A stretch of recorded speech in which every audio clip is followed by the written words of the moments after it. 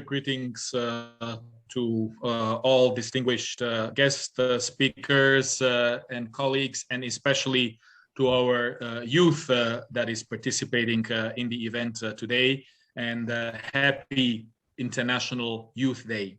I am joining you from Slovakia during my vacation time. From Slovakia, I should say good afternoon rather than good morning in New York, but in your part of the world, there is already the evening. But it's exciting really to join all of us today in this important event, and I am honored to provide a brief contribution from my end as well. About 46% of the world's population is under 25. And about 26% is under 15 years of age. This is more than ever before in human history. The highest proportion of young people being in Africa and in the Middle East. And today, as we know, these are probably the most unstable regions on Earth. Therefore, we have to understand that in such realities, the youth holds an enormous potential for change and positive action. We all know why engagement of the youth and youth participation is so critical. It is not that we should see them as the generation of the future. We should first see them as the generation of today and the change makers of today. And with this in mind, we should be able to better involve them in all the processes, including within the United Nations. Also, young people have strong values. They aspire to a life of dignity for all. They are committed to peace. They can teach us many things, in fact, and this is something that we often forget about. Myself, as a former teacher, a father, and as a diplomat, I am more than committed to looking at things through a more innovative and through a more dynamic perspective. And I would like to invite you all to join me in doing the same. The youth agenda, including in the United Nations, need to be better streamlined into the everyday work of all UN agencies, funds, and programs. In fact, the UN Youth 2030 agenda, which was launched by Secretary General Guterres in September 2018, provides really a good basic framework for enhancing the participation of young people in many UN processes. But we need to do more. We need to go further, and we need to further strengthen the institutional framework for the youth that we already have throughout the UN system.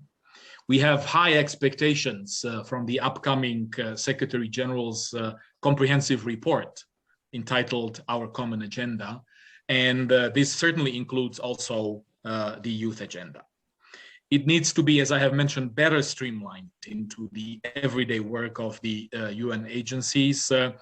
And it is not up to the UN Youth Envoy only, or up to her office to somehow champion these activities, but it is really up to all of us to be more mindful and more involved. And of course, then the office of the UN Youth Envoy has an important role to play in terms of coordination and coherence. So with this in mind, I also would like to add that we need to listen better to our young people. And in addition to creating the space, we also need to make sure that they are sitting directly at those decision-making tables, because it's not only about participating in discussions like a discussion today, but creating space and real platforms for them to be involved in the decision-making as well.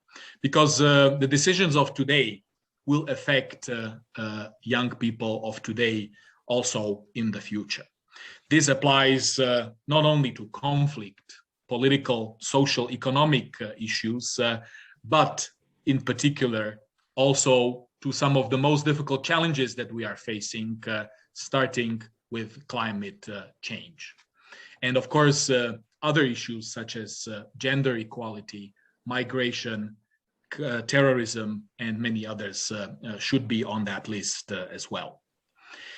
So with that in mind, I also would like to highlight at least one additional element which has to do with increasing the participation and decision-making of our young people. And it has to do with the cities and local authorities. As we have seen also during the pandemic, cities have been at the forefront of COVID-19 pandemic response. And often it is the young people that have been the drivers of change, if you will, or as I often say, the ambassadors of change, because this is exactly how I often see them, as actors and as representatives of the change that is so much necessary. And this also includes the local communities, the cities. So I would like to encourage also our local government leaders, our mayors and others, to ensure that enough room is created and enough opportunities are created also on that level.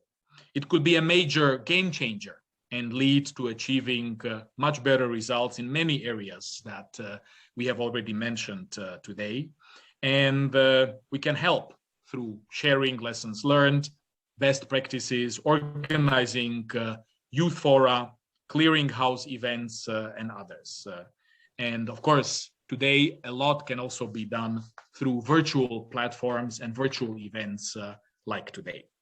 So we should all join forces. We should all work together as leaders, but also together with our young people to bring about the necessary change and to ensure that the change really transforms our planet into a better place. And with that, I turn back to you, Ambassador Khan, and I very much look forward to listening in the second half of our event to the voices and the views of our young people. Thank you. Thank you very much, Excellency.